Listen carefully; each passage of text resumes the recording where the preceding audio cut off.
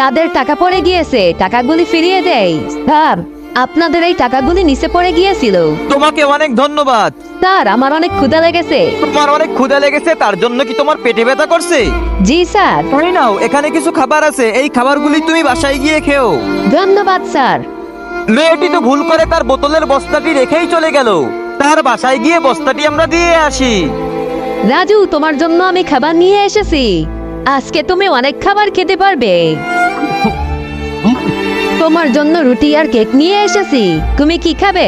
এই নাও, প্রথমে এই রুটিটি তুমি খাও। টম্পা, তুমি একটু খাবার খাও। সবসময় তুমি আমাকেই খাও, কিন্তু তুমি কখনো কিছু খাও না।